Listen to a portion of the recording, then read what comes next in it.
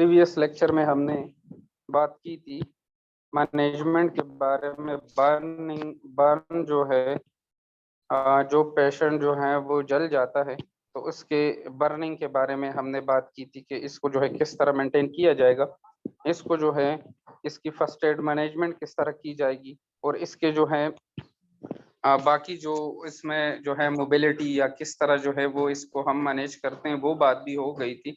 फिर जो है अगर कोई फ्रैक्चर हो जाता है, स्पाइन फ्रैक्चर, या और भी अगर कोई जो है किसी पेशेंट को इंजर्ड पेशेंट को वो हॉस्पिटल ले जाना पड़ता है, तो उसके बारे में भी हमने सील से बात की थी। उसमें बंदे भेजे जा सकते हैं, एक बंदा भी जो है इसके अपने अपने मेथड्स हैं, उस पे भी हमने जो है बात की थी।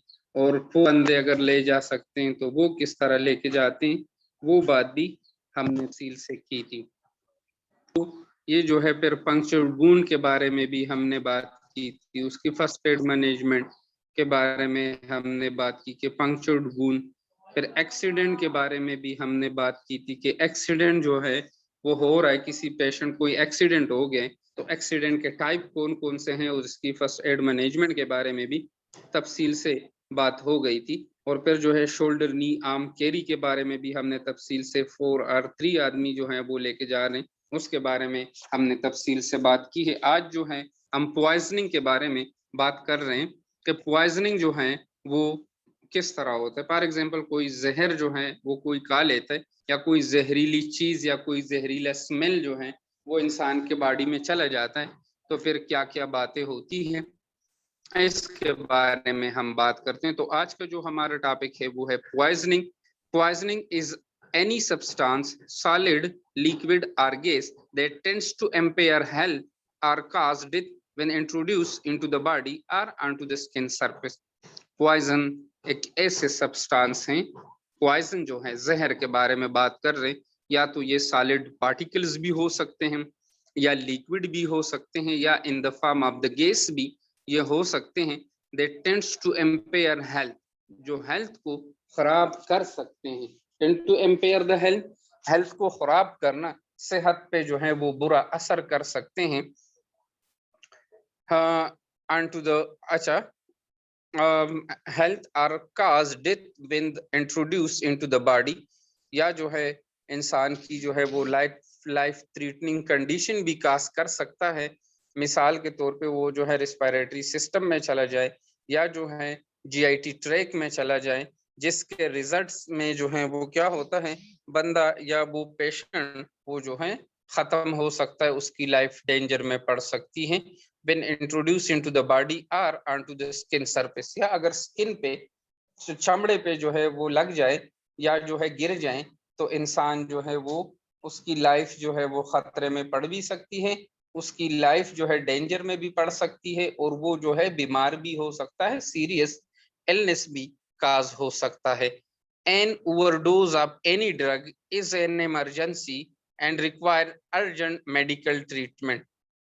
एक अगर कोई आप किसी पेशेंट को डोज दे रहे हैं और वो ओवरडोज हो जाए, तो इसको हम लेथल डोज कहते हैं। फार्माकोलॉजी में आप लोगों ने पढ़ा होगा कि लेथल डोज वो डोज है जो कि ओवरडोज होके इंसान की लाइफ जो है वो लाइफ थ्रेटनिंग कंडीशन में कन्वर्ट हो जाए, तो जो है वो भी हमारे पास क्या है, लेथल डोज इसे कह सकते हैं।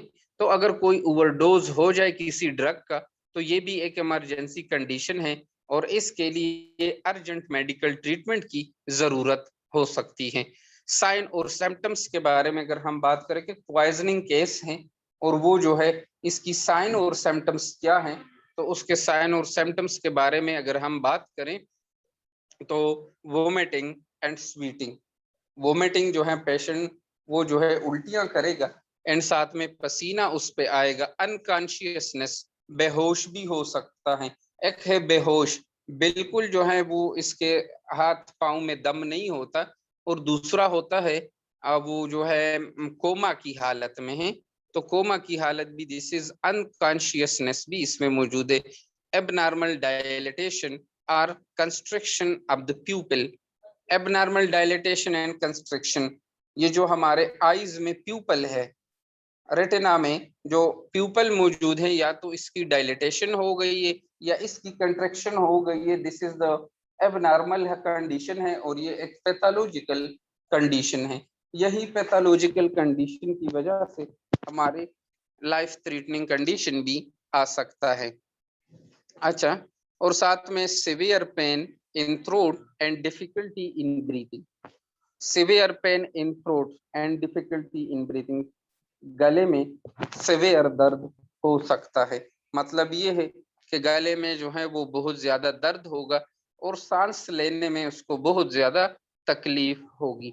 बर्न्स अराउंड द लिप्स और माउथ, जलन होगा कहाँ पे, लिप्स के इर्द गिर्द या मुंह के इर्द गिर्द जो है वो जलन महसूस कर सकेगा। ये जो है हमारे पास इसकी साइन और सिम्टम्स है।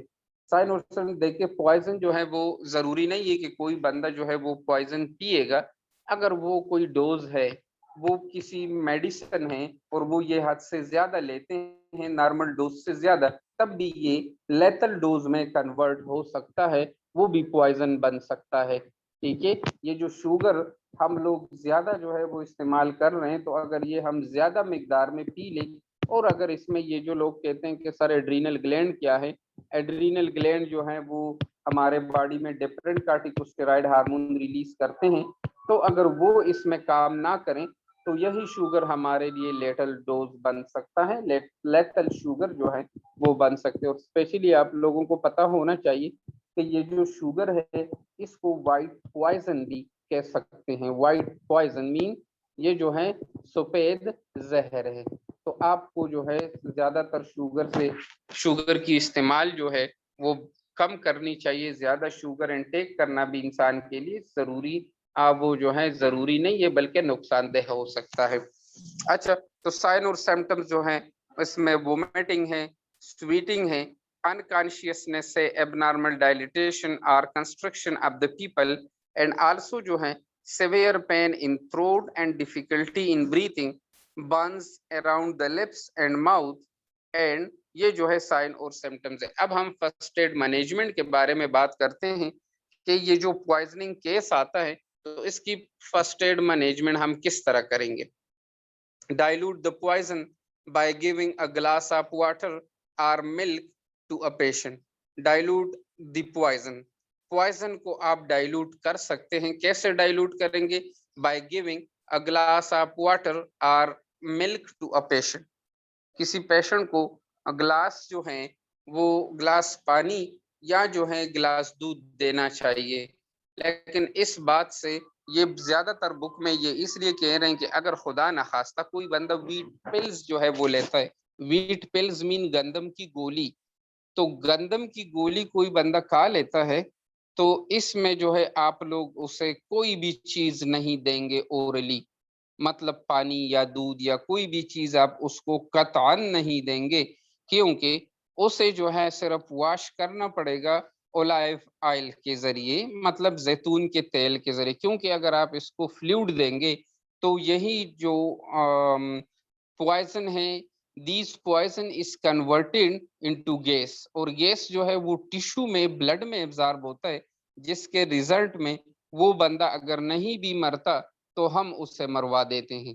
समझ आ रही है? तो अगर कोई बंदा आपके लाइफ में कभी भी अल्लाह ना करे कोई ऐसी केस आ जाए के सामने ऐसा पेशेंट मौजूद हो जिसने या गंदम की गोली खाई है या गलती से उसके जो है जहर उसके बॉडी में अंदर घुस गया है, तो आप लोग क्या करेंगे? फ्लूइड जो है अगर वो ओरली उसने इनटेक की है गलती से या कसदन, तो आप क्या करेंगे? उसको पानी या फ्लूइड बिल्कुल भी नहीं डालेंगे। अगर कोई, आप लोगों को ये बात पता होना चाहिए, अगर कोई पॉइजनिंग केस आता है तो हम उसको नॉर्मल सलाइन के साथ उसकी स्टमक वॉश कर लेते हैं। लेकिन अगर हमारे पास व्हीट पिल्स की पॉइजनिंग आती है, पॉइजनिंग केस आता है, तो आप कभी भी उसको क्या करेंगे? उसको जो है वो आप नहीं करेंगे, वॉश नहीं करेंगे स्टमक वॉश, उसको सिर्फ ओलाइव ऑयल के साथ करना है, मतलब जैतून के तेल के साथ उसकी स्टमक वॉश करनी है। अच्छा, assess the airway breathing of the patient. Patient की एयरवे को आप असेस करें, उसकी ब्रीथिंग जो है आप जो है मेंटेन करें, क्लियर करें। If the patient is conscious, अगर पेशेंट जो है वो होश में है, बात को समझ सकता है, an attempt should be made to ascertain the nature of a substance ingested, तो आप उनसे ये बात लाजमी पूछे कि आपने ये जो है चीजें क्यों खाई है, क्या क्या चीजें जो है आपने इंजेस्ट किए हैं, और आप नेचुरली कोई चीज इसको दे सकते हैं ताकि वो क्या करे, ताकि उसकी वो जहरीलापन स्टमक में वो खत्म हो जाए।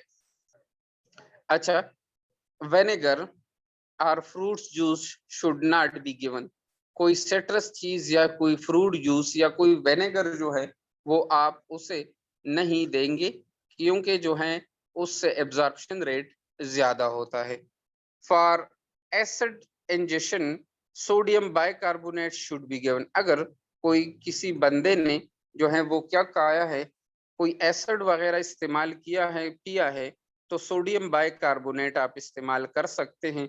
सो the label or container for the suspected poison for identification if the victim vomits, save the sample for vomited material for analysis।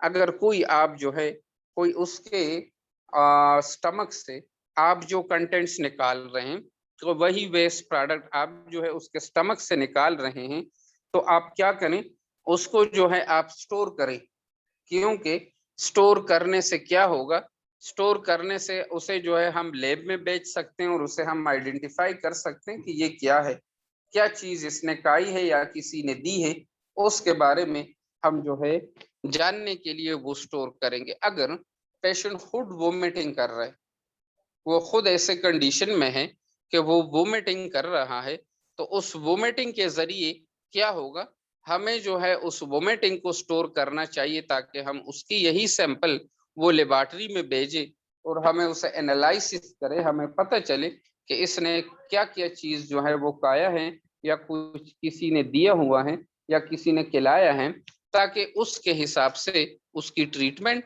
हो जाए। Syrup ipecac or is used to introduce vomiting, और syrup जो है ipecac जिसे हम कह सकते हैं, आप जो है उसे दे सकते हैं क्योंकि वो जो है वोमिटिंग करे, तो ऐसा सिरप आप उसको देने चाहिए ताकि वो वोमिटिंग पे मजबूर हो जाए और वोमिटिंग पे के जरिए जो है वो सारा गंद बला जो है वो बाहर आ जाए।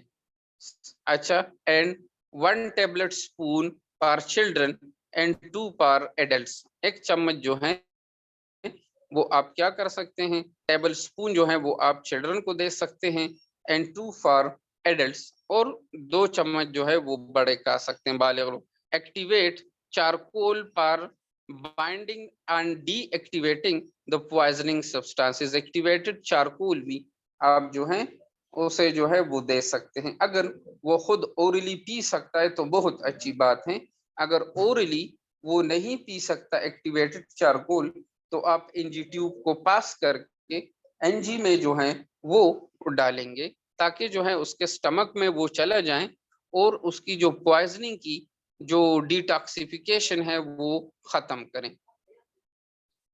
एप्सॉन salt are use to laxative, Epsom salt जो है वो आप एज ए लेक्सेटिव यूज कर सकते हैं। 1 table spoon is mixed the glass of sweet liquid for added smaller dose while children, laxative के तौर पे भी आप जो है वो इस्तेमाल कर सकते हैं ताकि उसे जो है वो डायरिया हो जाए और वो क्या करें, वो जो है निकल जाए। अच्छा, ये जो हम और बच्चों के लिए जो है स्मॉलर डोज और बड़ों के लिए थोड़ा सा जो है डोज जो है वो ज्यादा होना चाहिए। तो ये हमारे पास से पॉइजनिंग, पॉइजनिंग जो है, पॉइजनिंग के बारे में आज थोड़ा सा हम समरी पढ़ते हैं और आगे टॉपिक पढ़ते हैं। पॉइजनिंग जो है हमने पढ़ी है कि पॉइजनिंग ऐसे सब्सटेंस है, या तो ये सॉलिड की शक्ल में भी हो सकते हैं, लिक्विड की शक्ल में भी हो सकते हैं और गैस की शक्ल में भी ये हो सकते हैं, और ये इंसान का सेहत भी खराब कर सकता है और ये इंसान को मरवा भी सकता है। ठीक है, या तो ये स्किन के ऊपर लगे या इंसान के बॉडी के अंदर अंदर इंट्रोड्यूस हो, दोनों हालत में इंसान जो है वो उसकी लाइफ थ्रेटनिंग कंडीशन या पैथोलॉजिकल कंडीशन काज हो सकती है।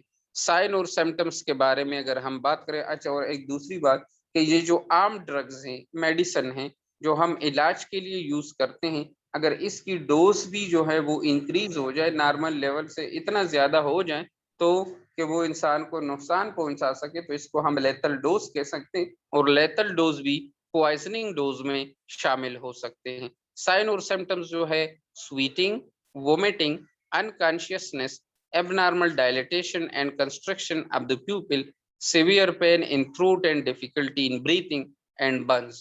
ये जो है ये हमारे पास साइन और सिम्टम्स है। फर्स्ट एड मैनेजमेंट में हमने बात की कि अगर किसी जो है पॉइजन को डाइल्यूट करने के लिए हम एक ग्लास ऑफ वाटर या ग्लास ऑफ मिल्क जो है वो उसे दे सकते हैं, ताकि उसकी डाइल्यूशन जो है वो थोड़ा सा हो जाए और इसकी जो कंसंट्रेशन पाम है वो खत्म हो जाए।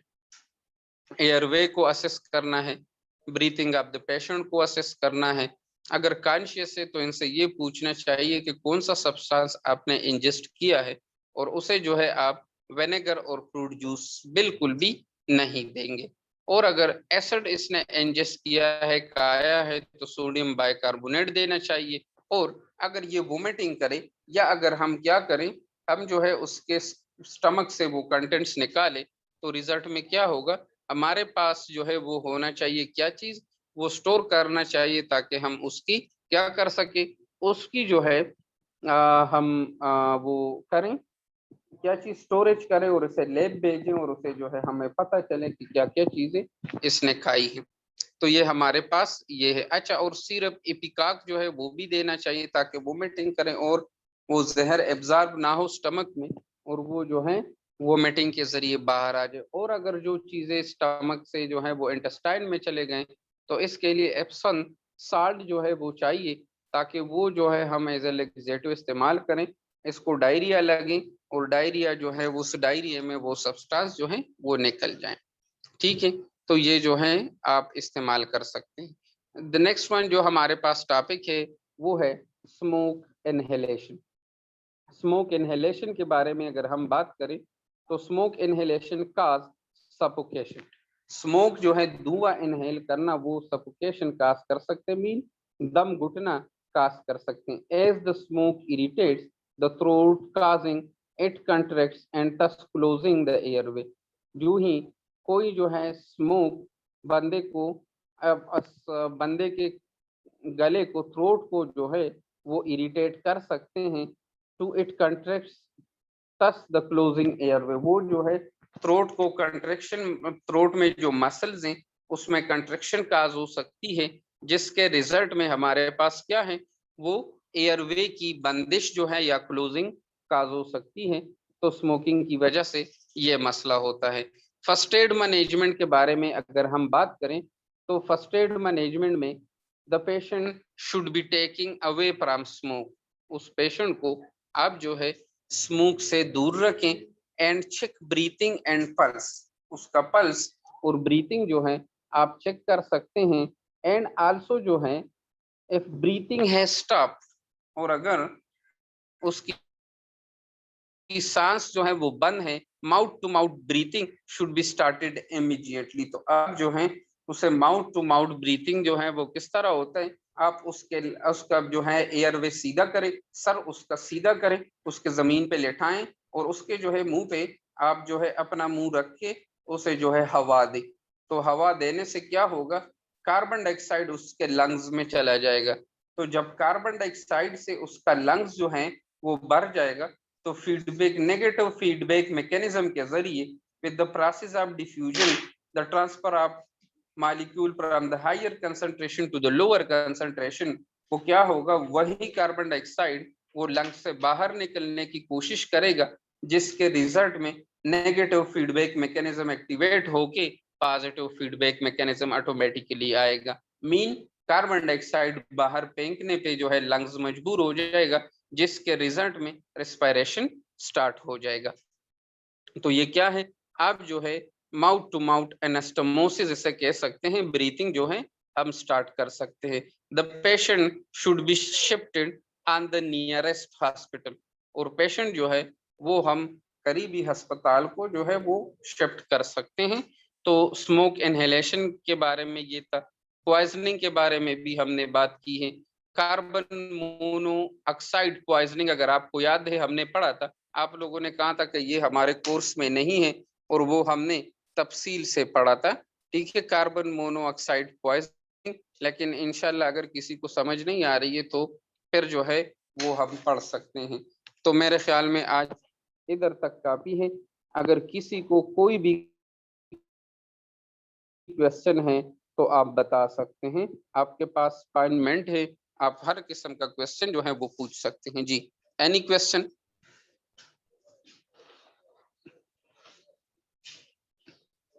जी, कोई क्वेश्चन करना चाहते हैं तो कर सकते हैं।